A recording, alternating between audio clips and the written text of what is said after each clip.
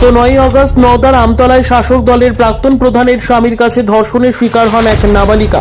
ধর্ষণের পর গোটা রাত তার বাড়িতে অচৈতন্য অবস্থায় পড়ে থাকেন ওই নাবালিকা বলে অভিযোগ করে তার মা। পরের দিন সকালে মায়ের ফোন পেয়ে গুরুতর অসুস্থ অবস্থায় মেয়েকে উদ্ধার করে বহরমপুর মেডিকেল কলেজে হাসপাতালে চিকিৎসার জন্য ভর্তি করা হয়।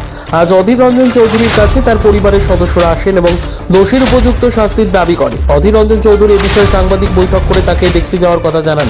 এই কথা জানাজানি হতেই ভর্তি হওয়া অসুস্থ রোগীকে হাসপাতাল থেকে ছেড়ে দেয়। সে বাইরে আবার অসুস্থ হয়ে পড়ে। বহরমপুরের প্রাক্তন সাংসদ অধীর রঞ্জন চৌধুরী এমএসভিপির সাথে কথা বলেন এবং তার পুনরায় চিকিৎসা ব্যবস্থা চালু করেন। মেয়েকে ডাক্তার দেবার প্রলোভন দেখেছিল, দিয়ে ডকুমেন্টস গুলি নিয়ে যেতে বলেছিল। ওর বাবাকে বলেছিল তোর মেয়েকে ডকুমেন্টস গুলি পাঠাস। দিয়ে 9 তারিখ আমার মেয়ে 5টা 15 হবে সেই সময় ওর বাড়িতে যাই ডকুমেন্টস গুলি নিয়ে। দিয়ে তারপরে যে যাই, তারপরে বললো বস, দিয়ে ডকুমেন্টস গুলি গুছিয়ে দে, তাই বললো। দিয়ে বলছে কাকি কই? কাকি আছে, বস এখানে, আমি ডকুমেন্টস গুলি নেবো, তা বললো। তারপরে ঘর থেকে এসে আচমকা আমার মেয়ের বুকে সে পিস্তল ধরে মাথায় করে। তারপর জোর জবরদস্তি আমার মেয়েকে একাধিকভাবে ধর্ষণ করার পরেও মেয়ের সে মুখ হাত পা বেঁধে রেখেছিল। তারপরে অজ্ঞান হয়ে যায়। অজ্ঞান হয়ে যাওয়ার পরে ও কোনো ইঞ্জেকশন কি কোনো কিছু মেরেছিল এই পাটায়। আজ পর্যন্ত 12 দিন হয়ে গেল সে হসপিটালে পড়ে আছে। তার কোনো ওই পায়ে সেন্স পাচ্ছে না, পায়ে দাঁড়াতে পারছে না। মাথার এখানকার হাড় ভেঙে গেছে বলছে, দিয়ে উঠে দাঁড়াতে পারছে না। আর সেদিন ওদের অনেক খোঁজ নেওয়া হয়েছে, বাবা ফোন করেছে, আমি ফোন করেছিলাম, ওদের বাড়িতে গিয়েছিল, বলেছে এসেছিল, চলে গেছে। ডকুমেন্টস দিয়ে 5:30টার দিকে ও বেরিয়ে গেছে। বারবার ওই করছে। রাত্রিবেলা যাওয়া হয়েছে, তাও বলছে নাই। সারা রাত্রি ধরে কোনো খোঁজ পাওয়া গেল না। মেয়ে তো জ্ঞান ছিল না, সকালবেলাতে একটু জ্ঞান হওয়াতে আমাকে ফোনটা করে যে যেভাবে হোক আমাকে এখান থেকে বাঁচাও, আমি অমুক জায়গায় আটকে আছি, অমুক বাড়িতে, কাকুর বাড়িতে। দিয়ে সে তখন আমরা সব যাই।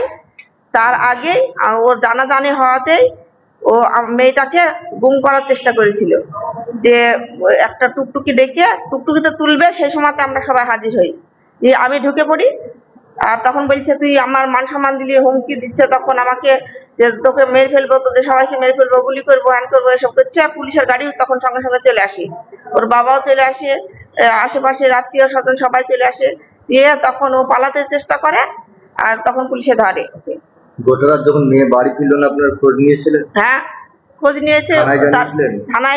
থানায় রাত্রিবেলা গিয়েছিল, বললো ছবি নাই, ছোট ছবি লাগবে, সেটা তখন নিয়েছিল না। সকাল আপনার মেয়ে কতদূর পড়াশোনা করেছিল? বিয়ে সেকেন্ড ইয়ার। কিসের চাকরি দিয়ে বলেছিল? স্বাস্থ্যকর্মী। কে চাকরিটা দিয়ে বলেছিল? ওদের হাতে এসছে, তাই বলেছিল ওর বাবাকে। অভিযুক্তের নাম কি? যার বাড়িতে গেছিল তার নাম কি, পুরো নাম? ওর নাম হচ্ছে সঞ্জীব রায়, ওরফে ছোট্টু। হ্যাঁ, উনি কি করেন? ছোটকা বলে। হ্যাঁ, উনি কি করেন? উনি ছিল এর আগের প্রাক্তন প্রধানের স্বামী। কোন দল করেন? টিএমসি, তৃণমূল। উনার স্ত্রী ছিল এর আগের প্রধান? হ্যাঁ। উনি প্রধান না। নাম কি ছিল স্ত্রীর নাম রিঙ্কি রায়। কোন অঞ্চল ওটা জানেন? নওদা। থানায় জানালেন? তারপরে যখন ওখান থেকে টুকটুক থেকে নিয়ে গেলেন থানা, তখনই পুলিশ চলে এসে পুলিশ সঙ্গে সঙ্গে অভিযোগ করেছেন? হ্যাঁ, পরিবারের তরফ থেকে। হ্যাঁ, নামে অভিযোগ করেছেন? ওর নামে অভিযোগ হয়েছে। তারপরে যেসব নাম উঠে এসছে সেসব গুলিকে কাউকে এখনো গ্রেপ্তার করেনি। কতজনের নাম উঠে এসছে?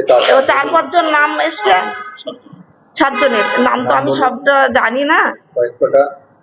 ওই 7 জন কি ওই নওদারি হ্যাঁ জড়িত ছিল, এটা সন্দেহ হচ্ছে সবার।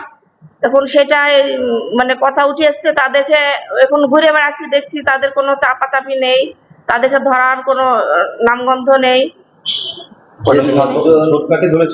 ছোটকাতে তখনই তো হাতে ধরা, ও তো পালিয়ে যাচ্ছিল। আমার মেয়েকে টুকটুকিতে নিয়ে যে করে কোথাও গুম করতো, সেই সময় তো আমরা পৌঁছে গেছি, পুলিশের গাড়িও পৌঁছে গেছে। মেয়ের অবস্থা কোনো নিজের দাঁড়ানোর এখনো পর্যন্ত ক্ষমতা নাই। 12 দিন হয়ে গেল এই মেডিকেল হসপিটালে ভর্তি আছে। ডাক্তার কি বলছে? এই মাথার সমস্যা হয়ে গেছে।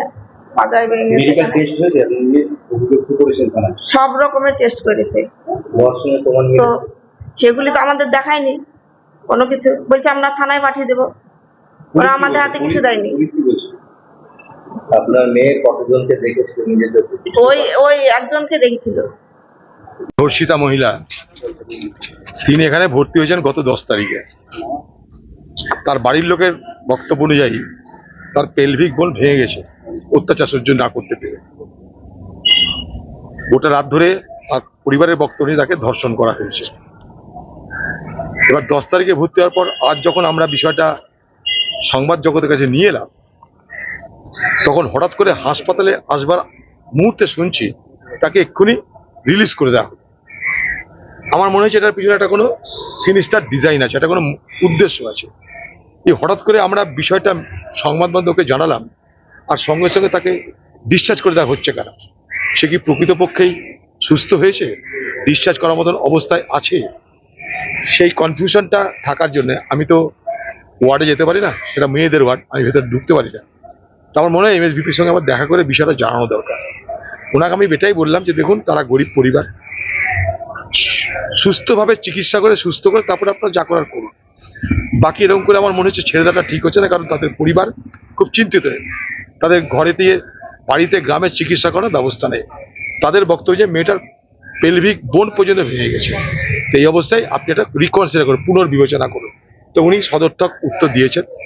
উনি বলছেন না, আমি দেখছি কি করা যায় না করা যায়, এবং যাতে উনি সুস্থ হয়ে যেতে পারেন আমি তার ব্যবস্থা করবো। ভালো লাগলো।